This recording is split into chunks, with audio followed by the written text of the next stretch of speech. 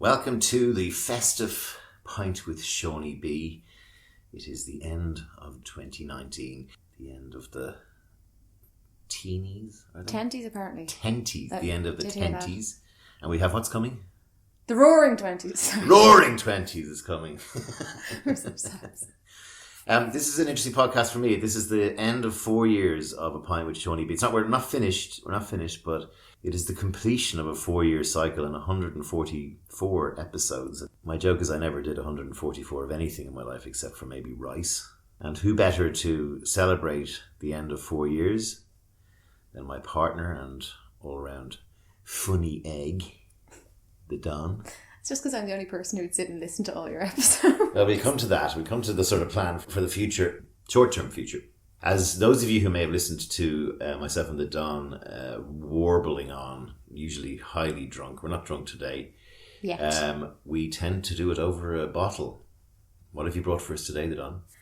Brought Moët, which you now say is Moët, and I'm just so embarrassed because all those times that I've been bringing that to parties with all my money, I've been saying it wrong. It is a real thing. It's no Moët, no Shoët, and the fucking joke is you're thick because it's Moët. So no Moët, no... I don't frequently have that problem in my life.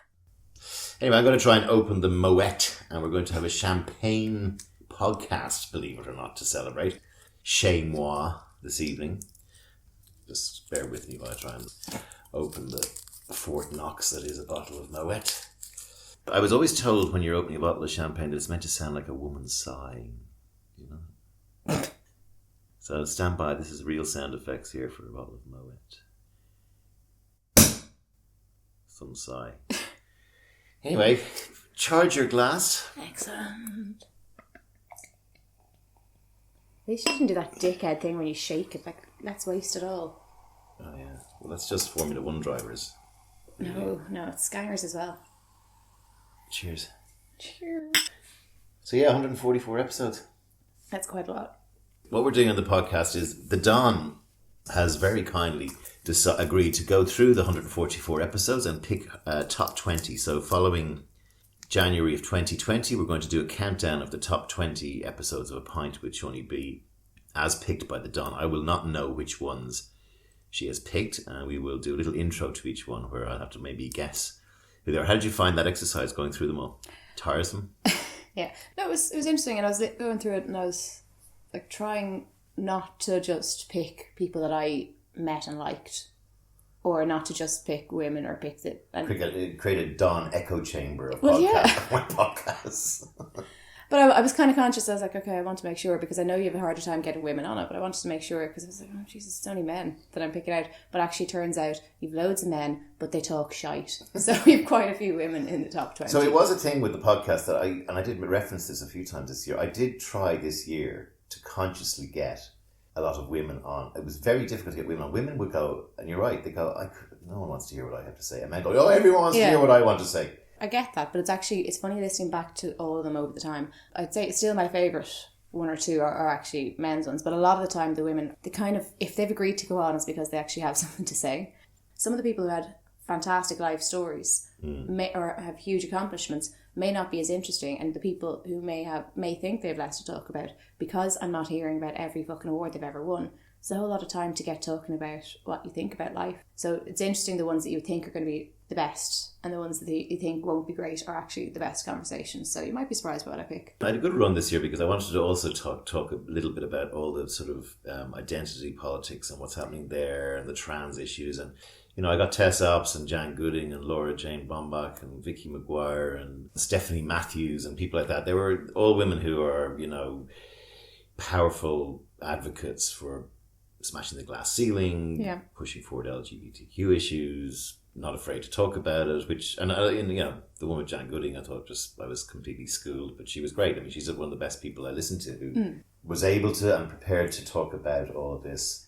I mean, as you know, my problem with it is the problem all of that stuff has on comedy. Well, like, I loved listening to those because we've had this over and back, and that I'm a feminist and everybody knows that about me. But at the same time, I do actually have a massive problem with the progressive left.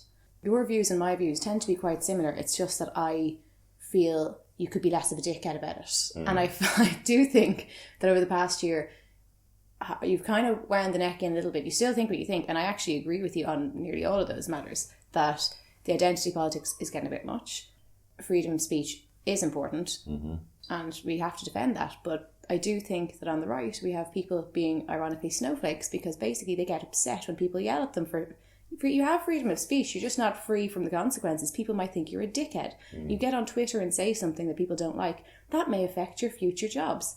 That this is not new. That's your mother brought you up. Shut up, or it'll come back to you. Be polite and kind. Watch where you're seen and where you hang around. It's going to come back to bite you. So there is an element of the left that are trying to deplatform all the time, and I don't agree with that. I want people who I don't like to speak while I hiss and boo at them, but they're entitled to speak. I think you've probably evolved somewhat in your views, particularly on trans issues and stuff like that. I would say I rolled my neck in quite substantially in 2018, but I'm starting to roll it back out again, because I'm starting to get a bit fucking sick and tired of it. Yeah. Like there was a story in America where there was a janitor, a black janitor, who kept getting called the N-word by a student. And when he went to complain to the management of the school, and the student was also black, by the way. When he went to complain to the student board, he used the N-word in the meeting and was immediately fired for using the N-word in school. And I'm not saying that that's not possible, but I'm saying is I frequently see stories like that. The outliers, yeah. No, it's not that it's the outliers. There's a lot of fake news there. I frequently see stories like that, and you don't hear it's completely muddled. You don't hear the real story. Because I'm in lots of feminist groups where I literally, it's just become a comedy thing for me. I just go in there and I'll text a few friends that are in the same way, like, is she for fucking real? Yeah. You know, I had a friend who got upset because she woke up one day to find some horrible racial shit scrawled across a wall opposite her house. I remember this, yeah. Yeah, and like, she's a feminist, she's really progressive, and like, we'd be into activism together. But she woke up and she went on a group and said, oh my God, I'm after seeing this with the N-word, basically saying black's out and not welcome here, and there's a black family that live on her road with children her kids' age, and she was upset about the idea that her kids would see it, that those children would see it. She was just upset in general, and she didn't know what to do. She'd run the council, but it was on a wall that was attached to someone's house, and they all said, well, get out there and cover it. And she said, well, I would, but I'm conscious that the council are able to remove it in such a way that it won't damage the house. If I get out there and do that, the people whose house it's on, that might cost them $2,000 to get a thing repainted. Yeah. And also, she was dog sick on that particular day. It descended into people calling her a Nazi because she'd gotten on because she was so upset that something so awful would be written on the wall. She was deeply upset by it. And why didn't the people who own the house fix it? It only happened that night. Like, that morning she's ringing, and I presume they've been on to the council as well. I presume everybody's done something, but because it hasn't happened quick enough, she's a Nazi because she didn't go out and vandalise someone else's house that would have been quite expensive to fix. Yeah.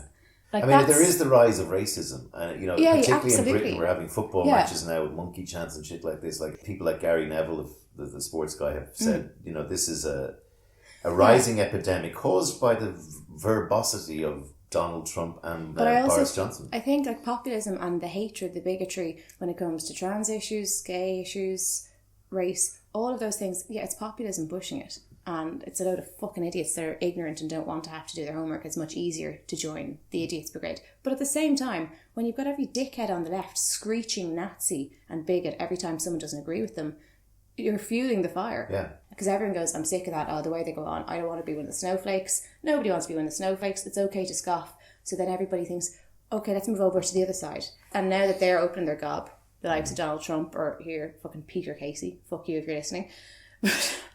When they open their gob, they make it okay for every other dickhead who is under the radar that does think racist thoughts, that is a bit of a prick, but just wouldn't dare say it. When people like that open their gob, they make it okay and they make it unsafe for other people. But I don't think that the squealing regressive left are fucking helping at all.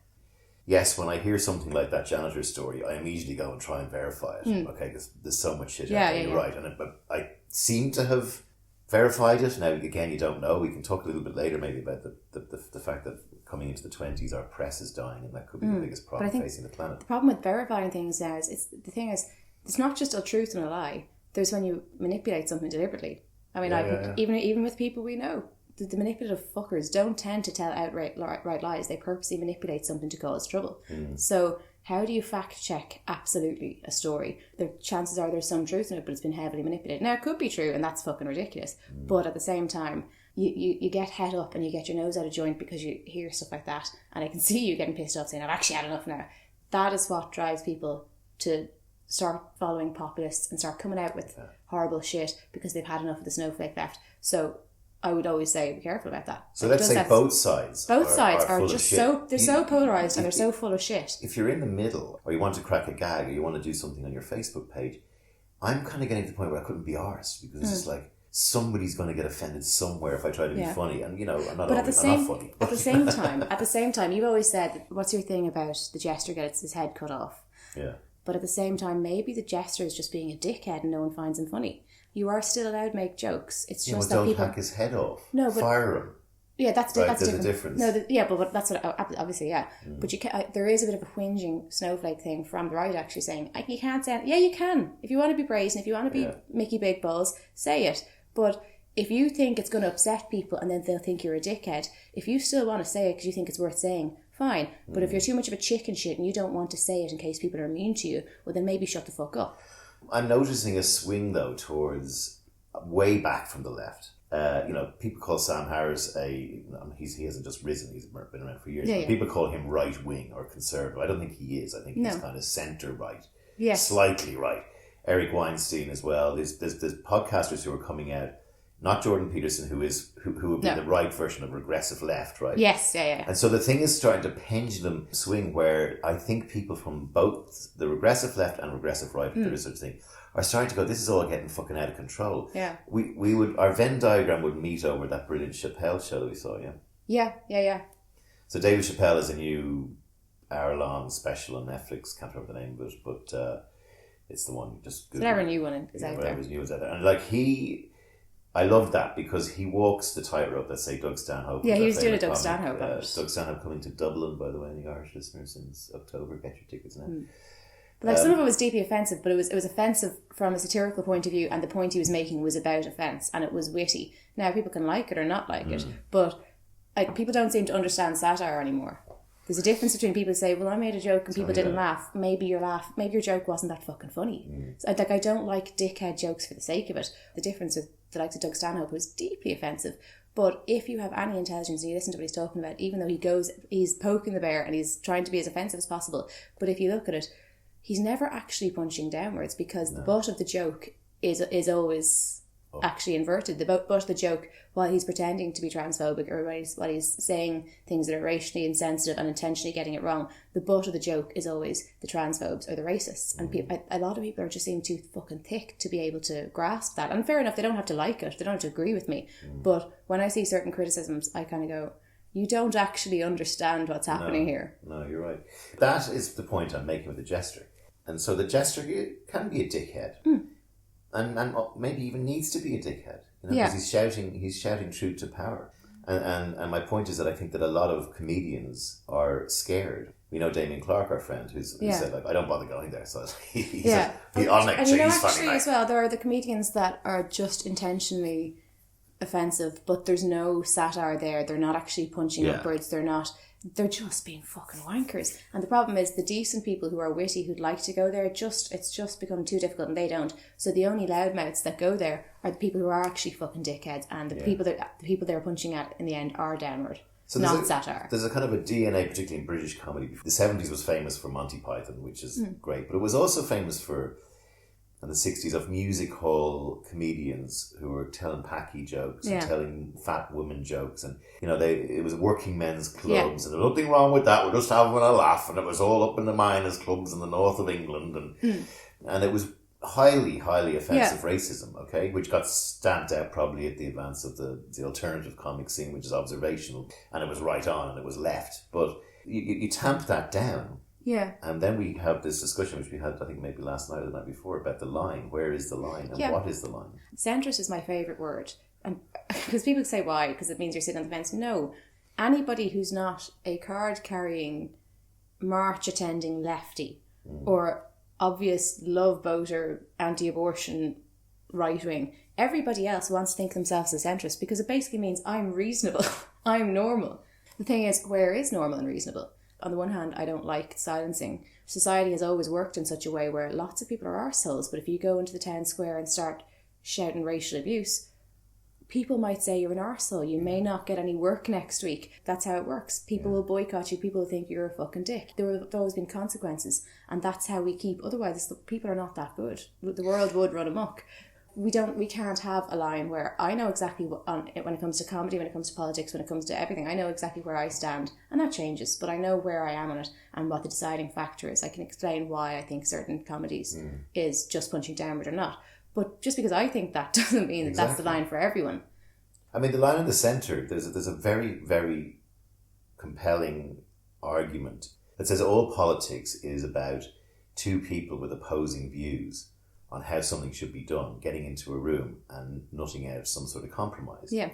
There's also a theory that says that the centre is the bland, dark ages where nothing happens. When we're all sitting around seeing Kumbaya with rabbits and bunnies and everyone's happy, humanity doesn't progress. Humanity stagnates because it needs tension. Yeah. It feels like a bit of an argument from one of the regressives to say, here's why we exist. So what happens if the revolution comes and there's pitchforks at dawn and the marginalised people in society end up being the bourgeoisie or the rich or the intelligentsia? And Never works that way, does it? Well, they all get killed. They don't, I know. Your argument would suggest that the centre's like, no, leave these guys alone now. I know they had loads of money, but like they're doing something about... No, they just get fucking... completely killed. No, I don't really have an argument. It's just something that I notice because it can sometimes be like, and I quite enjoy people who tend to be centrist because generally they are trying to be reasonable. Don't want to be a big dickhead about people's rights and all that kind of stuff. Also, don't really want to kill the bourgeoisie. Can we just all try not to be arseholes where possible? So generally they tend to pay some taxes. Just the odd little tax here and there. So the Dave Chappelle show is totally recommended. 5 stars from both of us. Worth a look on Netflix. If only because he's gone, fuck this. I'm going to say what I think. And, you know, if you're upset, you're upset. But, like, the satire is that the reality is it's starting to get a little bit out of hand. But many of my Facebook followers probably think I'm a lot more hard left than I am. So in this I'm going to get cancelled, which is kind of meta because that's what we're talking about. But I am going to But I think that you're, you know... and I don't give a fuck. You don't, but also you could equally level your own analysis of Doug Stanhope onto yourself. You don't punch down. No, I try not to. Up, but also you're not afraid to go, for fuck's sake, lads, we're getting completely disappearing up our own bum holes here. Exactly. This issue, you know. Yeah, and I actually find it quite elitist when you talk the feminist circles on the left. There is this constant competitive victim thing.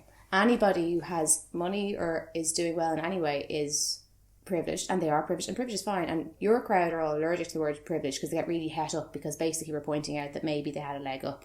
Privileged people aren't bad, but on the other side you've got this idea that anybody that's privileged is a dickhead. No, maybe they've gotten lucky, maybe they've worked hard.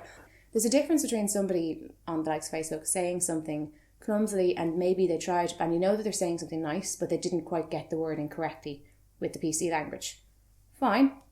But you know there was no bad intention in what they were saying. It was they just didn't do it, get it quite right.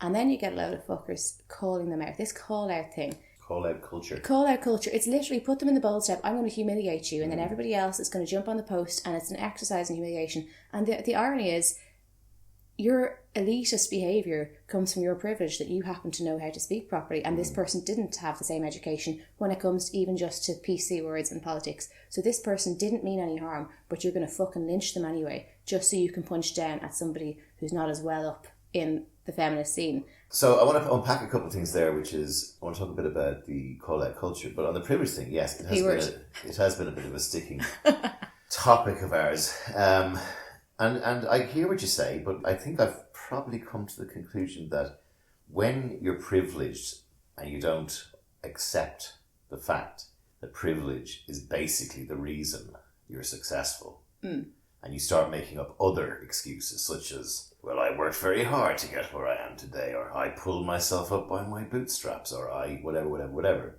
And also luck, by the way. There's a privilege and there's a luck thing. Yeah, but that luck is privilege. And where it gets redundant is when you're actually having a discussion about how to cure homelessness. And because I'm from a privileged background, my idea gets shut down. Yes. Because I have privilege and I wouldn't fucking understand. That, right? No, I'm trying to. That is exactly the point. That I hate this idea. There's some of the catchphrases. So stuff like have a seat, stay in your own lane. Yeah. Basically means if we're talking about gay issues, you're not gay, so you have to have a seat. And if we're talking about homelessness or social issues, you're rich, you're privileged, so you don't have a say. Whereas I think you have a voice that I can't necessarily have. You have male privilege, so I don't want you to have a seat and not talk about women's issues. I'd actually quite like you to talk to me about that, and you have a capacity to talk to your male friends. So I don't think that every man should sit down with women's issues. If you're a man and we're talking about a women's issue, do listen to what women say because it's their lived experience. But that doesn't mean that you don't get a seat at the table. There can be an issue where privilege is a problem when you're not listening to people who have that lived experience. But I think we have to have everybody at the table. But just have the respect to understand, okay, if it's not your lived experience, maybe shut up for a minute, let them speak and listen to what they have to say. Doesn't mean shut up and don't take part. And in fact, use your privilege to help. Yeah. And so I think there is a difference there. Yes. Because I know a lot of my friends who do have privilege who just don't even accept that they have privilege and think that they just got that because they were born geniuses or something.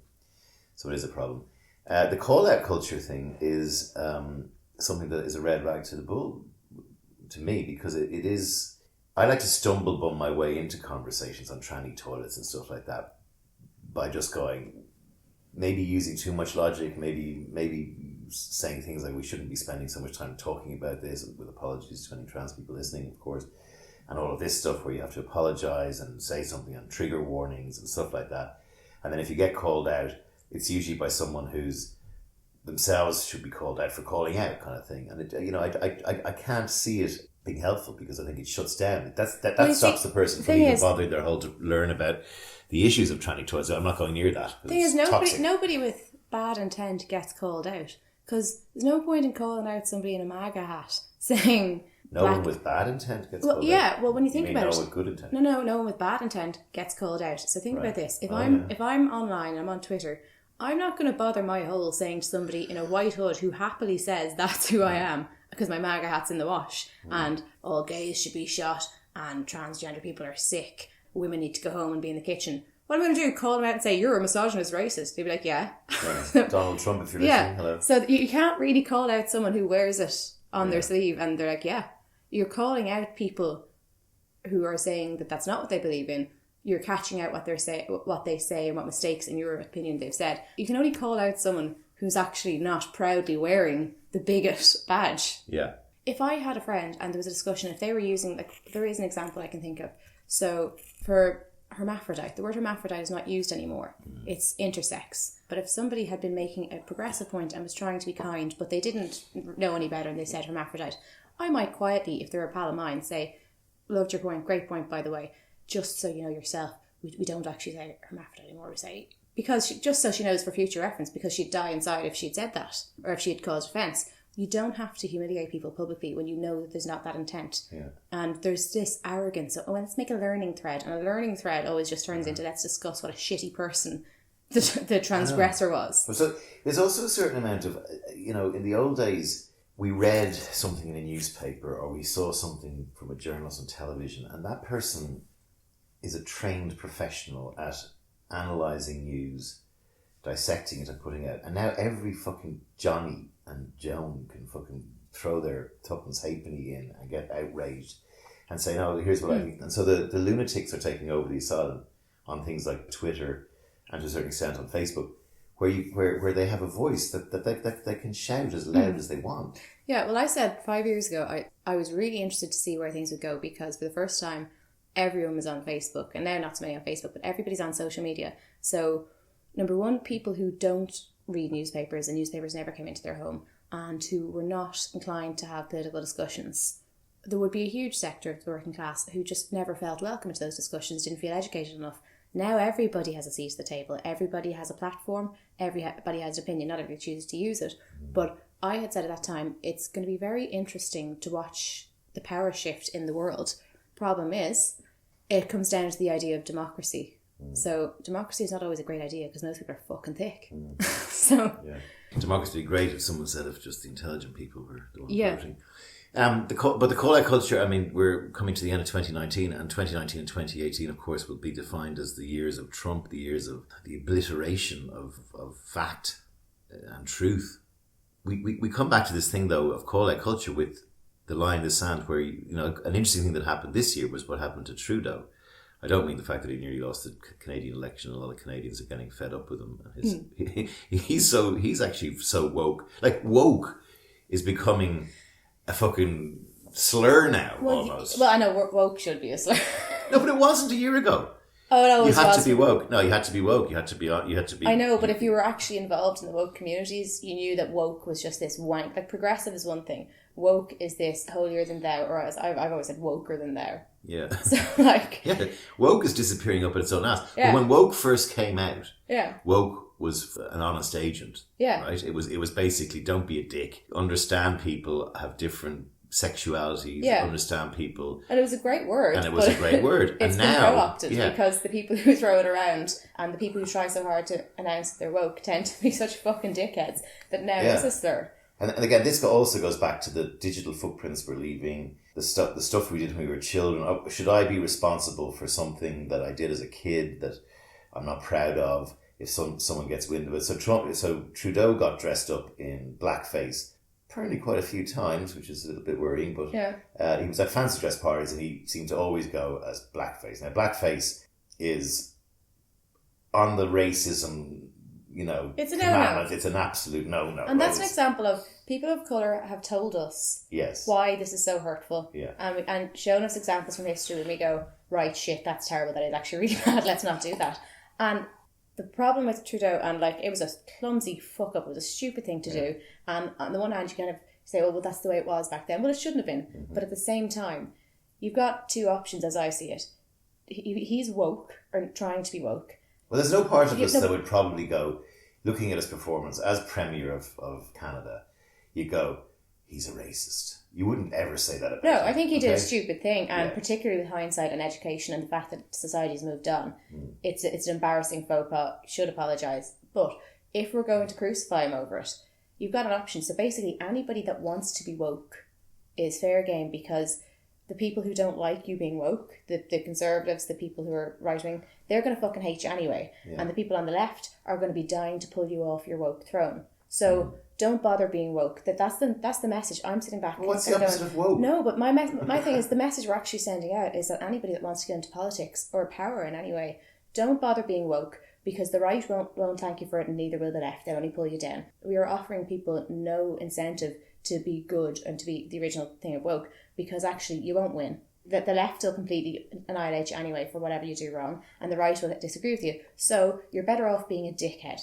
That is why we have greedy, selfish cunts that don't even believe in their own bigotry, just going with the populism thing because they go, this is grand. It's astonishing that Donald Trump still has every Republican in the House and Senate voting for him. It is absolutely astonishing, because I don't know. Most of them go on about the fact that they're religious and they believe in God, and we come to religion maybe a bit later. The clear and present crimes that the lad has committed with his charities. Look, he's not a good bloke. No, but they just make excuses and excuses for him. So, like, again, back to Trudeau. So the line in the sand was drawn by somebody, because he seems to survive it. They went, listen, that happened a long time ago. Trudeau's not like that. We can clearly see from his behaviour and what he says and how he talks that he's a progressive guy who wants the best for Canada. And then you have something like Kavanaugh, who Donald Trump was pushing to be a conservative Supreme Court, one of the 9 Supreme Court judges.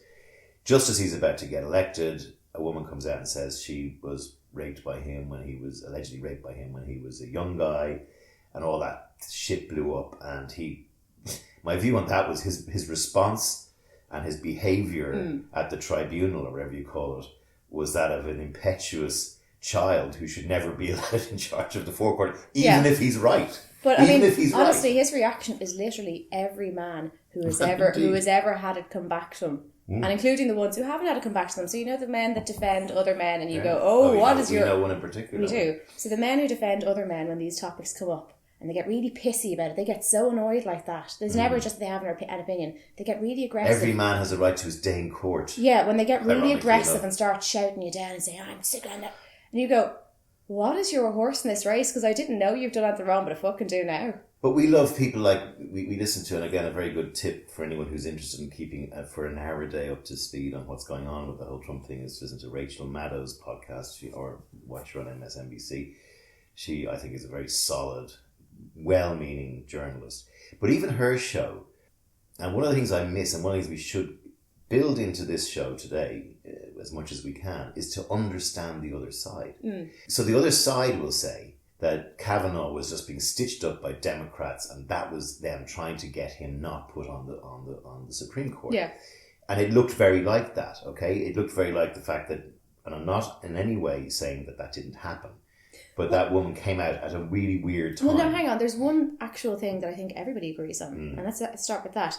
She came out with this because he was going to become a Supreme Court judge. Yes, yeah. It should From her perspective, yes. It's because I think that's really important. I think now if he's going to be that, I think it's I can't have that. I have to speak up. From the other side's perspective, you can understand they're going, well, she just wants to stop him. But yes, she absolutely came out with it in order to stop him becoming a Supreme Court judge. It depends on where you fall in the argument as to whether you think that means that she's lying about it, or, well, no, I just thought that was a good fucking reason to come forward. No, but it's a good analysis of the situation, because you would definitely say, I think, a majority of people, forget about whether they're Republican or Democrat, say it was a Democrat going up, that a man or a woman who has to sit as the highest court of legislature in the United States has committed a crime of rape and will be in a position to pass judgment on killers and rapists and whatever in their job. The whole point of swinging, the biggest one on Supreme Court, is Roe versus Wade.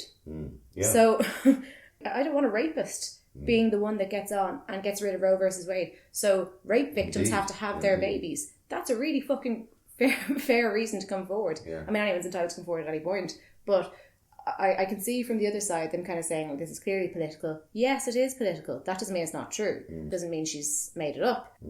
And what about Roe versus Wade then? Do you think that is going to... It's in danger, yeah. It's in massive danger. I find it astonishing. This also goes back to the pendulum comment, because 2 years ago we said, like, there's no way it's going to happen. But now, like, Alabama, there's places in America that but the stupid shit that's coming out. They're closing down their they've been pulling that shit for a while. Yeah. I mean... So it's a stealth, tactical way of removing abortion in America. And that's kind of more dangerous, the way they've done it that way. At the risk of being deplatformed to our earlier conversation, can you tell me why, and I've asked this question to a lot of people, why is it so important to America that abortion... I get the religious point. I get the fact that every fucking life is sacred. I get the fact that there's a whole debate that has gone on for centuries, way before Christianity and way before probably any religion, about what constitutes a live human being inside a woman, and when and how. And it is a grey area, and we have to come up with some solution because abortions will happen anyway. But why is it so important, apart, and maybe it is only religious, in a country where 1 in 3 children are on or below the poverty line, where, as I call it, it's a shithole country. Donald Trump, if you're listening, don't tell other countries they're shithole countries until you fix your own shithole country. So why have they got such a hard on for the abortion thing? Why? Because they had to stop with the racism thing in the 60s. That's why. Because they had to stop with the racism thing? Yeah. Explain. So, with the civil rights movement, the people with the hard on for pro-life shit in America, like the really mad ones, were the ones in the hoods a couple of decades ago. But their politicians had to get off that platform at a certain point, and so that's when they latched onto the pro-life thing. But they weren't all that pro-life before then. It's the new racism thing. It's a eugenics thing. Get more. No, whites it's not about eugenics, but it's about get more whites born. No, it's not about get more whites born. It's about get all the fucking hillbillies to vote for us. Because they used to be able to run on a platform of racism. Okay, so the hillbillies are the most right-wing Christian. To get them to vote for you, you say, we're going to be anti-abortion. Is that your answer? Well, it's been studied to a great depth. The kind of politicians now that run on the pro-life thing, and that's their big thing, that's the big Republican thing, the pro-life thing, they didn't give a shit about that in the 60s. Their big thing was segregation. Yeah, but I'd equally say that in the 50s and 60s, God existed. Yeah, but they don't really give a shit about abortion. That's just that's their fucking selling point. I mean, we have a it's their wall. We have a world that's burning, especially in my other country, Australia, which is absolutely tragic. We have Greta, we have overpopulation, we have Africa, we have lots of orphans in China and India and all over the world and here, and we have people who need parents, and we don't have enough mouths, food to feed the mouths, or we probably have enough food, but we can't get it to the mouths. It just strikes me that at a very core level, abortion, let's say I'm the fetus. If I'm a fetus and I know that I'm about to be born in 8 months to a woman who doesn't want me, to a woman who can't afford or is on drugs or might die if she has me, I will go, you're grand. I'm wherever I am now is cool, and it's not a pushing. Like if your mother gets pregnant and decides, and she might know better than anybody else what your childhood's going to be like. If she decides, no, probably best not. Yeah. Whether it's financial, whether it's her health, her mental health, whatever. If she decides that, she might well be right. Yeah. Apart from the actual killing babies and all that, those other arguments, I'm just saying that at a very fundamental level. I think Malcolm Gladwell in his first book did, analysis that has been questioned about the Roe versus Wade legislation, which came in, I think, 1972 or 3, being a major cause of the drop in crime in America because a lot of babies weren't born. So all of these babies will get born again. And so we will have, in the most poor parts of America, white, black, Hispanic, whatever, there will be more babies born because there's no access to abortion. So there'll be more people coming into deprived and whatever child is who are more likely. Oh, look, bottom line, the babies that these people are trying so hard to save are exactly the people that they will hate. And they don't want them. Like, that's... And look after them when they're born. Yeah. I remember talking to a very good friend of mine about this, who's a very staunch Catholic. He's a very kind, very nice man, very family man. He's got 4 or 5 kids. And my view on that was that we had, how many years was it since we had the last referendum? 35. 35 years between abortion referendums. Right. I said to him, as a Christian Catholic good man, where has Ireland gone in creating, because he knew this was coming, in creating the best environment in the world for a woman who's unsure as to whether to have a child. And I don't mean that you can't do it because it's illegal and it's a sin. I mean, here is a bunch of places where you can go in with no judgment. You can either have an abortion, or you can have easy adoption, or you can have fostering, or you can go there for 3 years and bring up a child, sponsored by the church. Look, as I said in the run up to it, I was like, no one's been banging down my door going, oh, you're all right there, single mother. Like, what can we do? Yeah. Can we change things so there's after school care to get you back on your feet? Yeah. All that. None of them gave a shit. And then suddenly 2 weeks before the referendum, the people who are shouting me down with their compassion at me. Without getting this episode going down the abortion track, because if you scroll back, you can hear the full wrath of Don on the abortion situation. But it does beggar the question that, and maybe maybe it's not right and left. Maybe it's hypocrisy. Maybe the thing we need to start saying is, it doesn't matter if you're left or right. It means, are you a fucking hypocrite or not? Are you a right wing fundamentalist Christian who believes in the right to life of every child, and then whenever they're born you just fucking abandon them and don't bother helping women or men and women who are in trouble and can't afford to keep or can't be there?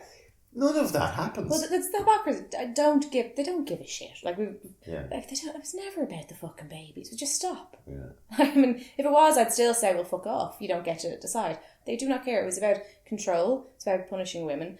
If it's about the baby, if someone's raped, it's not the baby's fault if you just don't want the babies dying. And when it comes out, they go, well, but you know what? I think women should just keep their legs closed. That's what it is. You have to deal with the consequences. Right, grand. Well, then fucking say that. You're being a prick because fuck them.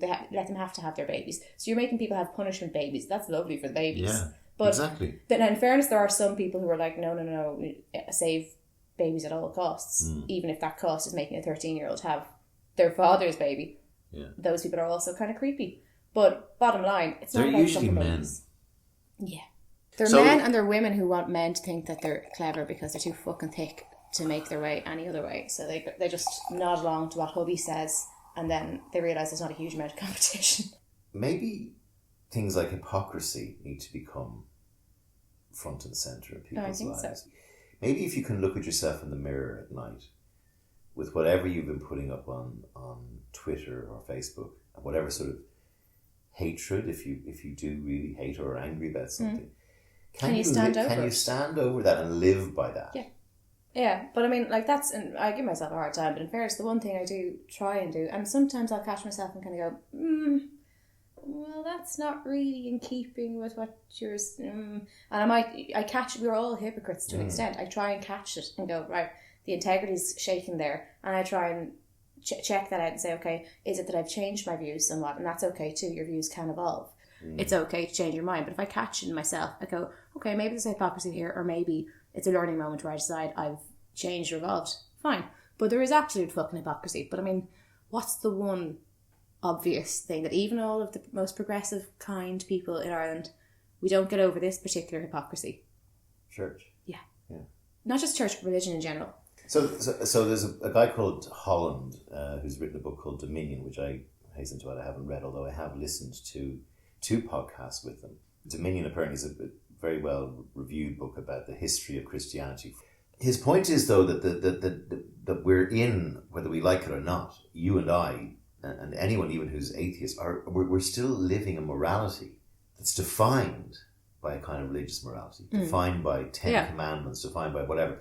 The obvious argument to that is that there were, way before the 10 commandments, there were still people living in caves and small communities that were protecting the tribe. Yeah. But what religion did was it removed incest from the equation, and what I mean by that is there were family dominions that were unhelpful for spreading religion. People kept it in the family. Look at the British royal family, for God's sake.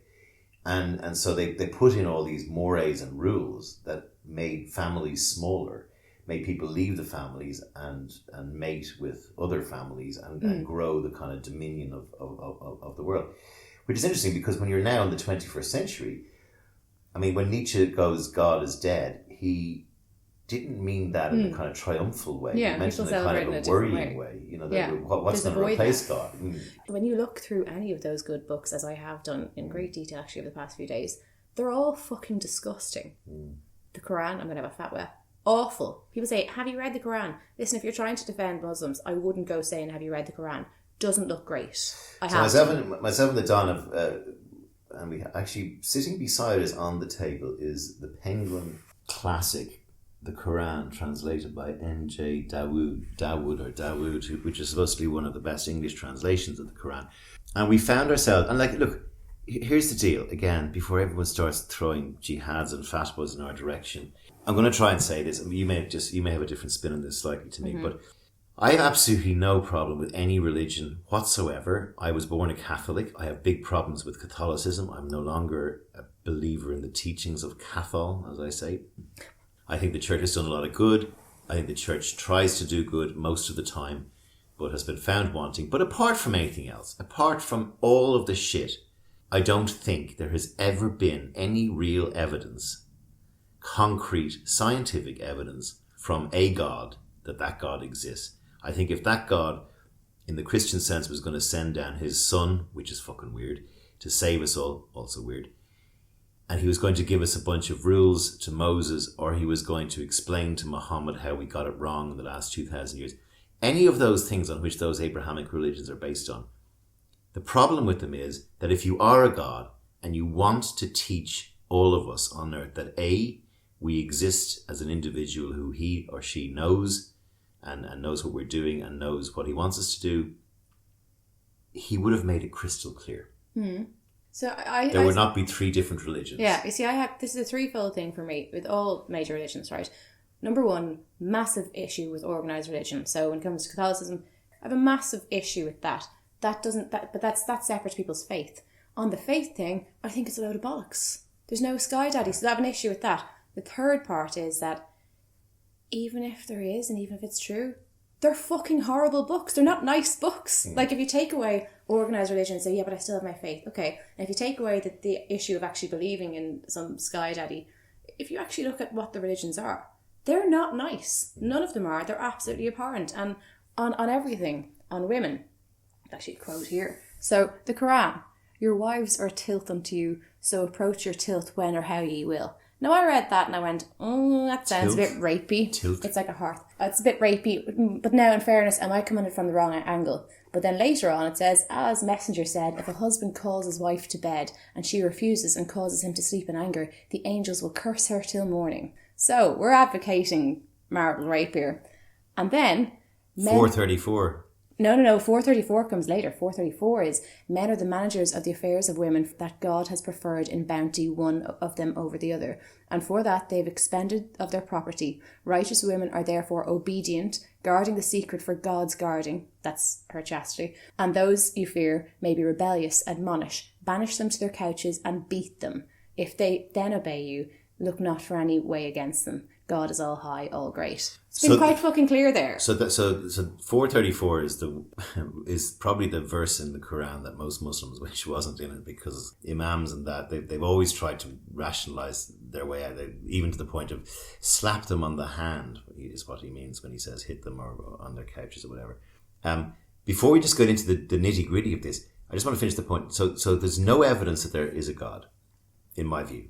One person said to me, "Of course, there's evidence. Jesus rose from the third day, right? I mean, we're in that sort of level. Jesus resurrected and left the tomb, right? So that's a 21st century man's response to me on why I'm stupid for not believing in God, right?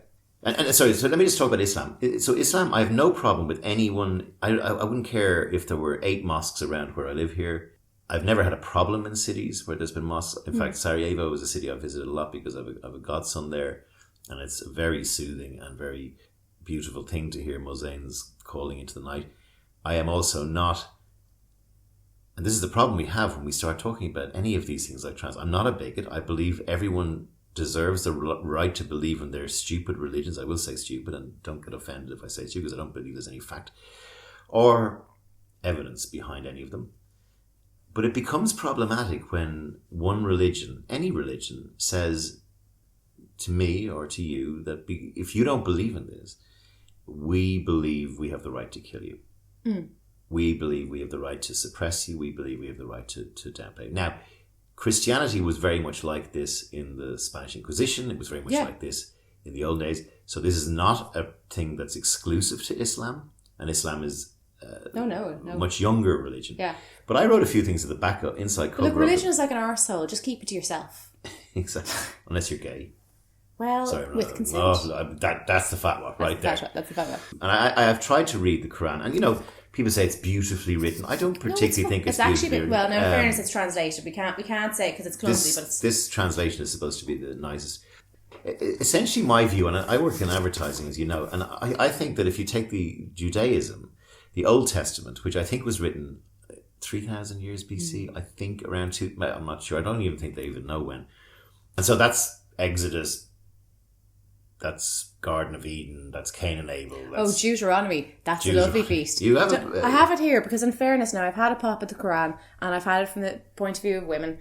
There's a piece here now, and it's a little bit long, but it puts the Quran in the halfpenny place. It's fucking woeful. Yeah. So this. And by the way, just to give the people who are Muslims, they will go, look at your own fucking books. They're full of shit too. Totally accepted. Absolutely, because it's not my books. Yeah. So I think we had to go with the Quran, Old Testament, all the Abrahamic religions. You can all have a fucking seat when we hear this one, because this is just disgusting. So on the topic of women and the treatment of women, if any man takes a wife and goes into her and then hates her and accuses her of misconduct and brings a bad name upon her, saying, I took this woman, and when I came near her I did not find in her evidence of virginity, then the father of the young woman and her mother shall take them and bring out the evidence of her virginity to the elders of the city in the gate. And the father of the young woman shall say to the elders, I gave my daughter to this man and he hates her.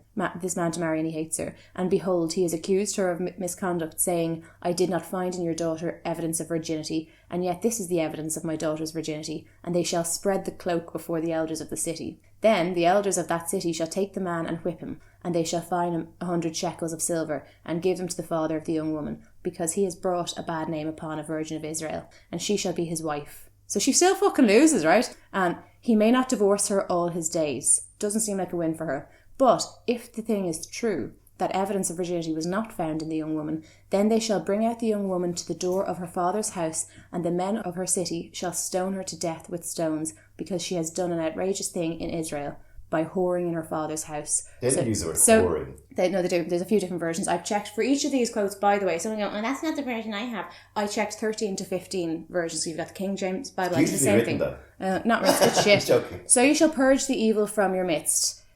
If there is a betrothed virgin and a man meets her in the city and lies with her, then you shall bring them both out to the gate of that city, and you shall stone them to death with stones, the young woman because she did not cry out for help, though she was in the city, and the man because he violated his neighbour's wife.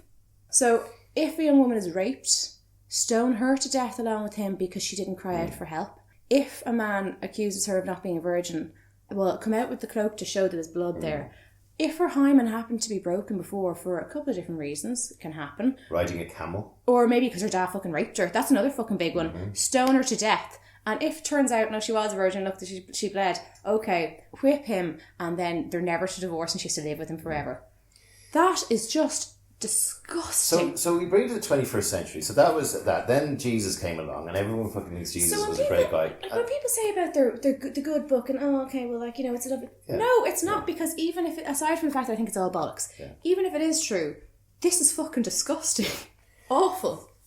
Just to be clear where we're coming from here, all organised religions. So we have the reason we've read the Koran is because we hadn't read the Koran, and it's very hard to, especially if for any people who are Muslim listening to this, it's very hard to have any sense of integrity about the discussion unless you've read what you're supposed to be fucking talking about.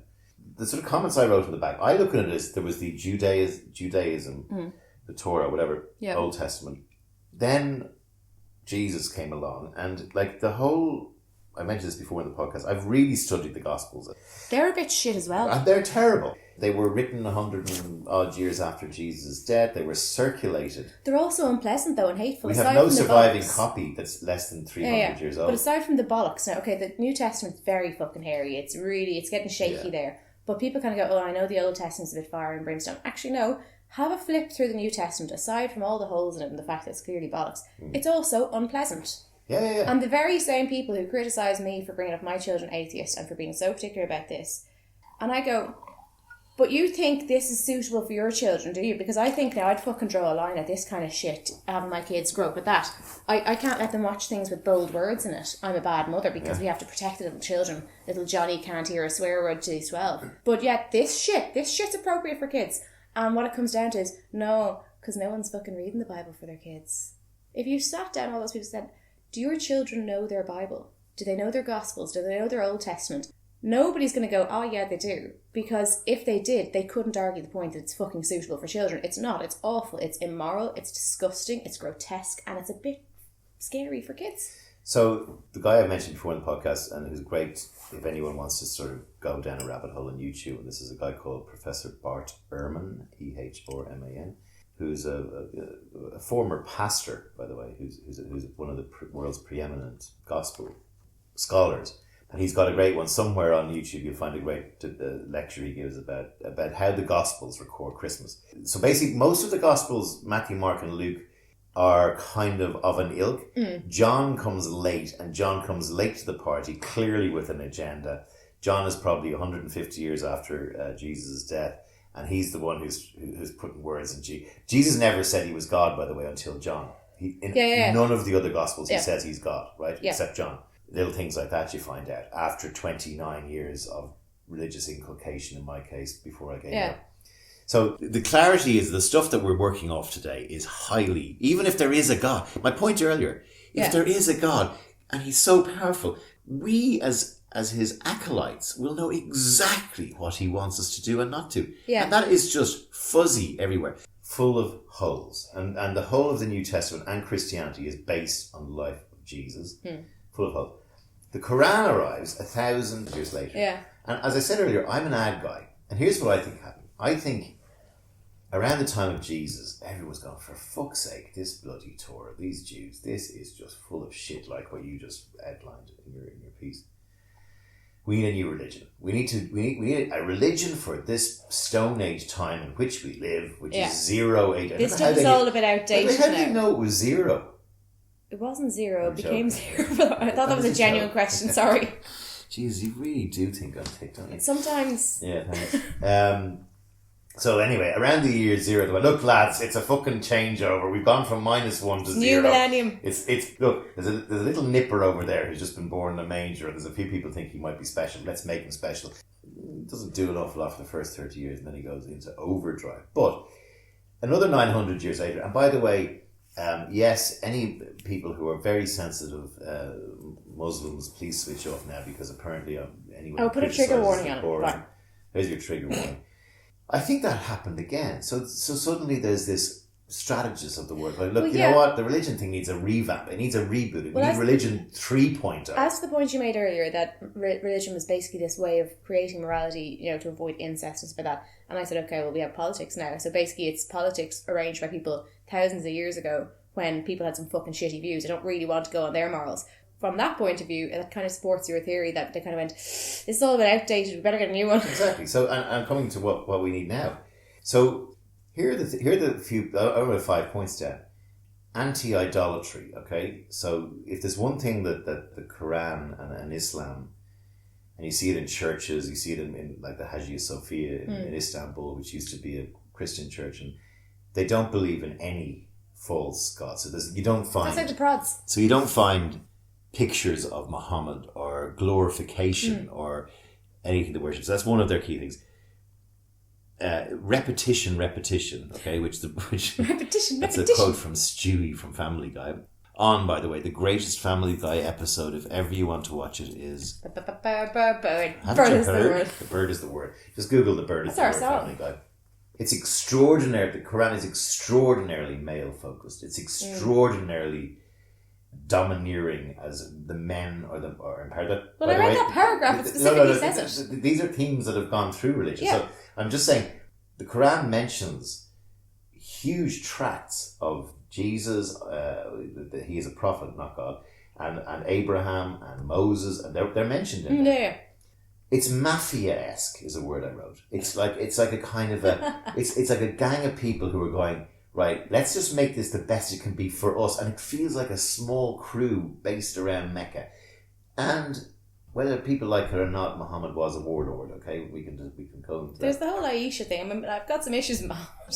And many commands, this is what I've written here, many commands to ignore or smite pagans and scoffers. I think I've got my terminology, scoffers. But anyone who questions God's everlasting power. Well, that's the most frequent thing. I mean, look, I have found some more hideous things in the Old Testament than the Quran, so I don't want to be Quran bashing here. I mean, the Deuteronomy one, that's just fucking vile. Yeah. So, like, I had read the Quran, but not as thoroughly as I wanted to do. Every second line is a bit fucking violent, it's a bit genocide-y. It's not just that there's the odd dodgy one and we're picking out the shitty ones. No, honestly, fucking read it, it's dreadful. It's not just that there's one or two things that I can't get over. All the way through, not great. And by the way, there's lots of people, both Jews, Christians and Muslims, who will go, yeah, but you're picking on the bad bits. We can all pick out the bad honestly, bits. It's not the bad bits. Read it. And there are good bits written, okay? But I would posit this. If you're going to be setting up a religion that's about love and care and kindness and supporting the poor and looking after people, you better have a few good bits written. Yeah. Your bad bits are the ones that need to be focused on, especially in an age. The bad bits are really important. Especially in an age when some people who are so radical and fundamental that they even to this day believe that a woman should be stoned to death or have so much of their hands cut off for stealing or whatever. Now, what I'm proposing is that instead of us all having a big war and blowing people up and killing people and throwing acid on the faces of women who decide to wear the ashmak or the hijab, I'm suggesting that it's now another 1,000 years have gone. We need another religion, and let's get one that actually has the support of the main three Abrahamic religions, because actually that constitutes well over half the population of the planet. But let's make it for today. Let's make it for today where we have major climate change that God's not going to come and change. Let's make it for today when women have equal rights to men. Let's make it for today. We've learned our lessons as humanity. So I read a book recently by Jasmin Mohammed, who is pals with Sam Harris. So she's Canadian, and so she wrote a book called Unveiled: How Western Liberals Empower Radical Islam. So I have a huge issue with Islamophobia, and I have an issue with young girls having their hijabs pulled off. I don't like the hijab. Where do you stand on the France thing with not having it in school? It's a difficult one. So here's my thing. I have an issue with bigotry towards Muslims, and I actually think a lot of it's race related. I have a massive issue with that. So no part of me wants to encourage Islamophobia, but at the same time, we have to have this conversation. And anytime we criticise Islam, you're accused of Islamophobia. It's really interesting here is because she is Muslim and she is of colour, and she has lived with radical Islam, and she had to wear the burqa, possibly the niqab actually. So she had a really fucking rough time with this. And her point is that to accuse anybody that criticises Islam of Islamophobia in an attempt to shut them down is bollocks, and it's white saviorism, because what's happening to brown little girls all over the world, we're allowing. And if it was a white little girl, we would never fucking stand for it. Exactly. So the racist bigots that just hate the Muslims, it's very easy to fall into that, and there are those, and I have a huge issue with those. But at the same time, her point is, I was a brown little girl and I needed rescuing, and she actually came up before court for the abuse that she was suffering, and they allowed what was happening to her because it was cultural. So with all this white saviorism and this virtue signalling that, we won't criticise Islam, basically we're saying that we don't give a fuck what happens to the brown little girls, and that's what bothers me. I don't like religion in general, but the reason that I'm willing to be so critical of Islam, which is kind of a scary thing to do because people get really pissy about it, and I don't want to come across a bigot, but I also want my integrity. I have a huge fucking problem with saying I'm not going to criticise Islam because I don't want to be seen as right-wing and a bigot and a fascist. But then fuck all the brown little girls and what's happening to them. And fuck all the women who, like, there are so many countries where there's just no progress on protecting them from domestic violence, because every time the debate comes up, the Koran will back it up. So I have a fucking huge issue with leaving those women behind. And on the one hand, I don't want to be coming with my Western view and deciding that this is how you should live and treating them like they're savages and because I think this. But on the other hand, there are an awful lot of particularly little girls and women who deserve to be protected and are crying out to be protected, but we're all turning our back and going, I don't want to be a bigot. Oh no, I wouldn't want to interfere. That is fucking disgraceful, because that would never have happened to a little blonde girl. Sam Harris talks about, and he's the guy who's been most Hillary, but he has people like Ayaan Hirsch Ali and a few others who are Muslims who are. And my problem is a little bit within Islam that there's not enough people speaking out against this within Islam, especially as most of the violence within Islam is directed at apostate Muslims. Most of it is yeah. Well, then you can understand why. You can understand women who why. don't conform, and there are two major. But when you talk about privilege, we have this privilege. I can understand why lots of Muslims. I have Muslim friends. I have friends that were brought up Muslim and from Muslim countries that, when they go back, are quite concerned because they've been living here and they're atheist and they're bisexual, but they kind of go back and they go, oh shit, I can't say that. They're terrified of what would happen to them. I don't have that worry. My worry and your worry is that people might be mean to us. People might call us bigots. People might call us out. I might cry because people were mean to me on the internet. I don't have anyone that's going to chop my head off. I'm not going to get stoned to death. And these people like Ayaan Hirsch are like, they have fatwas on their neck right now, right? Yeah, exactly. I mean, he made a point. He said, I have a friend. I'm not going to say who because she got upset.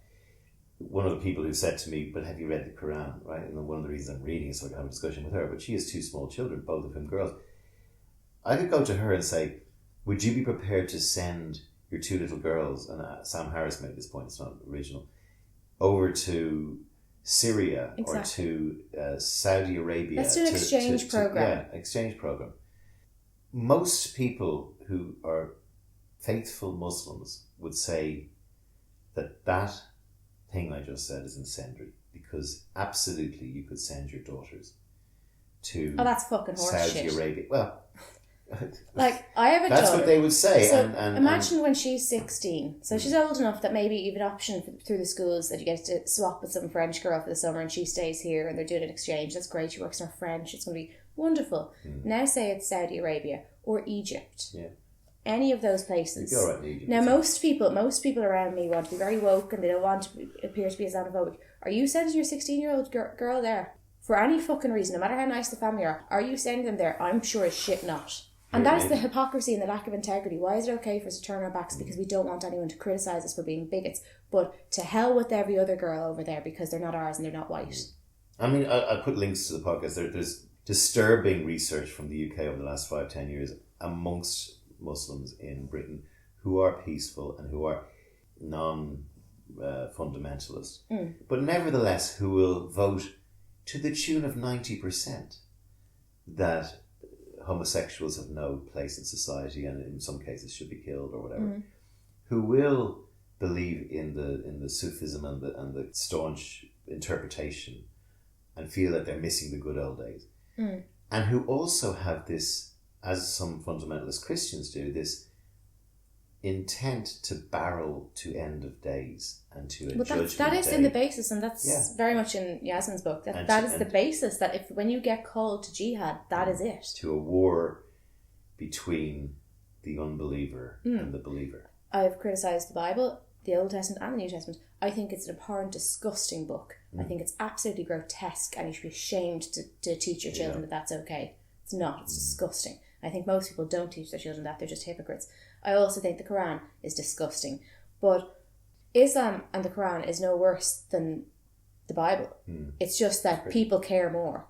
And that's worrying. Well, there is one slight issue between the two, which is that the Koran, and this is why we may have a fat one on our hands after this podcast, but bring it. The Koran is considered to be the actual words of God. Yeah. The others are considered to be interpretations by scholars. But plus Islam is growing and people generally, Muslims kind of mean more business with their religion. It's more important to them. I'm not really worried about Jesus' little army rising up. You know, one of the things, and again, going back to this point I made earlier about the balance of these things, is like the respect I have for someone who is an adherent to Islam in a very genuine way. And there are a lot of women who believe, and need to be respected, that wearing the hijab is not, you know, I go back to my point about we're swimming in a sea that's polluted with morality that's Christian based. So there are women who believe that maybe women should be subjugated. They believe in us, right? So we need to understand or respect. But like you have 5 pillars of faith, praying 3 or 4 times a day, and like really praying, like going to a mosque. Everyone has got to give alms in their life, right? So there's a huge part of Islam that's about charity. Yes. They have Ramadan and fasting as a built-in pillar, going with only as much as you need.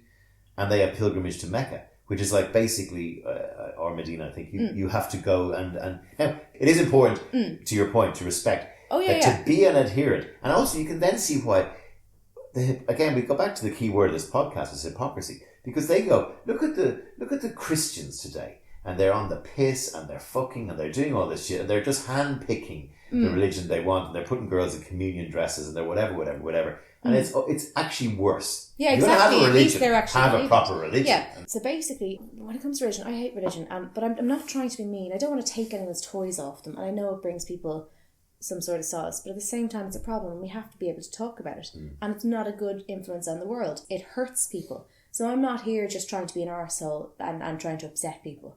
But it's fucking important. So when you look at Islam, like we had the rosary and stuff like that. Not a fucking patch on this. There's a lot more ritual to it.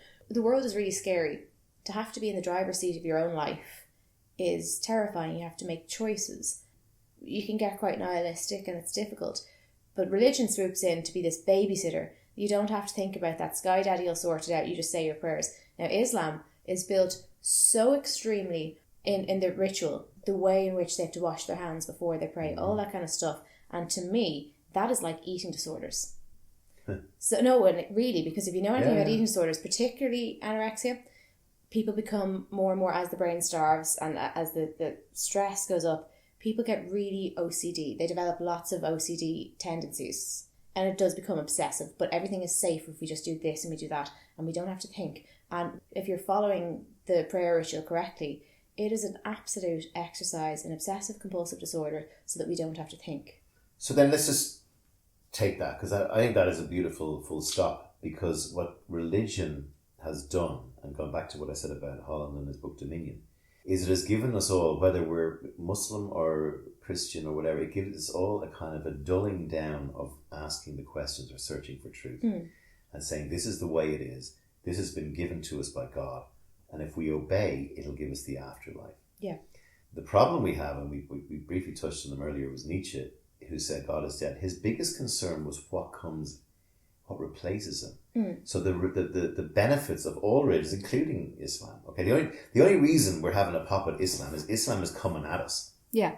Only a and small also percentage. nobody will. Only a small percentage. It's not all of Islam, and we have to be very careful that we don't become fucking bigots and not allow people to profess and follow their faith. But when they want to cut your head off or my head off because I don't, or I'm questioning, or I'm writing a cartoon or making a cartoon of Mohammed, which in this day and age, sorry guys, you have to get over that. We've got piss Christ, we've got the crucifix in a bowl of urine that some artist thought was kind of cool. I find it pretty insulting. I'm not going to go kill the artist, he's a bit of a dick. So I have to say this in fairness to myself, and you know, I'm not trying to qualify things, but maybe I am. I hate religion, all religion, and Islam is up there. So essentially, I do in fact hate Islam. I do not hate Muslims, and I can honestly, with integrity, say that next week or the following week, be guaranteed in the next 4 to 6 weeks, there'll be some protest or some march against the yellow vest pricks and against Islamophobia. And I will be out there with my Muslim friends. And I can honestly say I will be that. So people may not like what I'm saying on this podcast, and it may cause offence, and that's okay. And it's not that nobody be mean to me. If people want to be mean to me, that's fine. But I can honestly look myself in the mirror and say, I will be out there defending them. I will be, and I have been downstairs. Like a lot of that was it was about Sorry, downstairs we have an equally racist tiny element of Ireland that seems to think that Irish should be for the Irish. So this is where it becomes difficult for me, because I don't want to be backing up their point, and I have gone down there on my own in my little dressy, and I've flown the trans flag, roared back at the Gemma O'Doherty's, and I've had her up in my face saying, I'm not your enemy, fucking bitch. So I have gone down there to stand up for the Muslim people I see walking past Spar there with their kids in their hands, and that's what they're seeing. And I do believe in that, and that's not virtue signaling. But we kind of come full circle, because we come back to comedy and what you should be allowed to say. The truth is, I don't like what you believe in. It's none of my business, but I don't like it. I honestly don't. But I will defend your right to believe in that and to pray without persecution. But I don't like it. And maybe to finish, I think what we need is... thing I was saying is like a reboot. I think we had Judaism, which got rebooted to Christianity, which 1,000 years ago, and clearly out of its mind in terms of its relevance to today's times. We had Islam, and maybe the solution is that we somehow get to a point where we create a third reboot of religion as we know it, given the scientific knowledge and what we know about the world. And that does not mean the world goes mad. And that does not mean we all begin killing each other and raping each other and stealing from each other.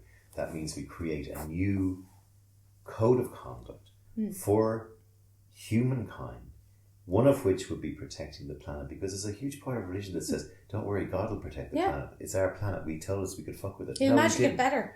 How do we combat homelessness? To go full circle, how do we combat women's issues? How do we combat growing inequality? And how do we make ourselves kinder as a species, so that we, as Bill Hicks would say, so that we might feed the poor, that we might explore space, both inner and outer, together, forever. But I don't need a reward. I want to be a decent person. I would like to leave the world a little bit better than I found it. I don't want to be a fucking dickhead. Not be just my kids, because that's a legacy thing.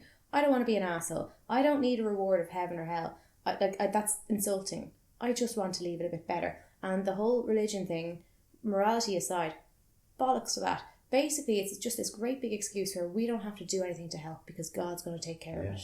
We've been giving a few tips on Netflix. This show, Hail Satan, is one that we would both highly recommend. I think it's on Netflix. It is on Netflix. Definitely worth a look. It's not as scary as you think. It's not the real children Satan. We've just finished our Moet.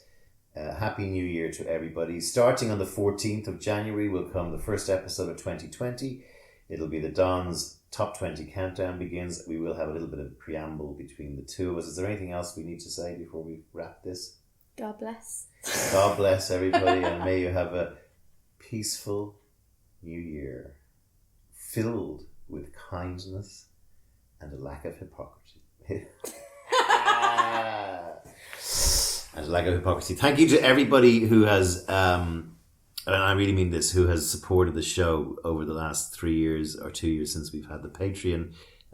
It has been a great ride. I'm not saying it's over. I'm saying we're going to just throttle back for a bit. I think we've reached a peak podcast a little bit, and I'm just going to sit back and see what happens for a bit. I still have little new shows here and there.